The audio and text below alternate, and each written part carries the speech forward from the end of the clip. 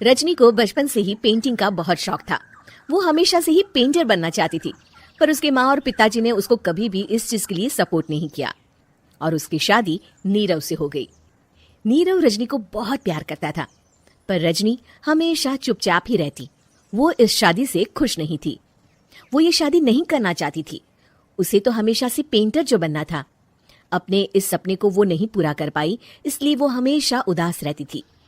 रजनी, बहुत ही बढ़िया फिल्म लगी है, कल देखने चले? नहीं जी, कल मुझे बहुत काम है, मैं नहीं जा पाऊंगी। अच्छा तो कोई बात नहीं, संडे को चलते हैं। देखिए, मुझे फिल्म देखना पसंद नहीं है, आपको जाना है तो चले जाइए। नीरव को मना करके रजनी वहां से चली जाती है और अपने बैग को खोलकर उसमें बंद पड़े ब्रश और कलर्स को देखकर रोने लगती है। रजनी, चलो ना कहीं बाहर खाने चलते हैं, कुछ तुम्हारी पसंद का। जी मुझे नहीं जाना, मेरी तबीयत ठीक नहीं है। रजनी वहां से चली जाती है। नीरव को समझ नहीं आता कि रजनी उससे इतना दूर क्यों रहती है। वो जब भी उसके साथ वक्त बिताना चाहता है, रजनी कोई ना कोई बहाना बना देती है। एक दिन घर पर कोई नहीं था। रजनी घर का सारा काम जल्दी से खत्म कर लेती है।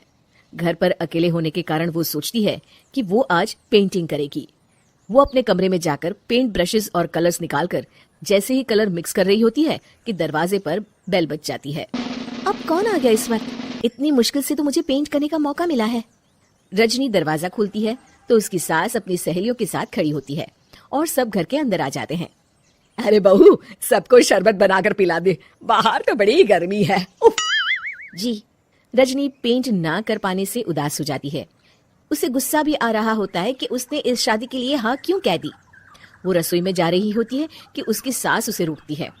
बहू, सबके खाने का भी इंतजाम कर लेना, आज का लंच तो ये सब यहीं करेगी। हाँ। रजनी बिना कुछ कहे रसोई में चली जाती है। सबके लिए खाना बनाती है। सब खाना खाते हैं और रजनी घड़ी देखती है कि ये सब कब जाएंगे ताकि वो अपनी पेंटिंग कर सके। जब शाम होती है तब सब चले जाते हैं अपने घर। अरे बहू, सब तेरे खाने की तो बहुत तारीफ कर रहे थे, सबको बहुत अच्छा लगा खाना।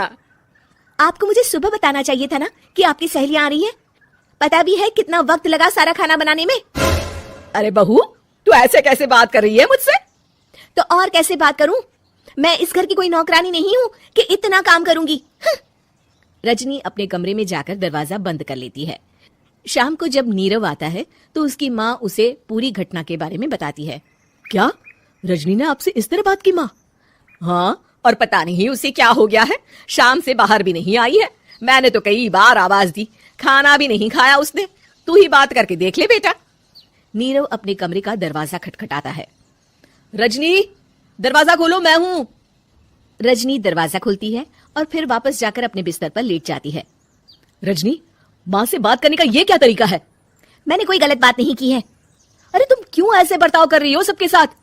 क्या तुम इस शादी से खुश नहीं हो? रजनी कुछ नहीं बोलती।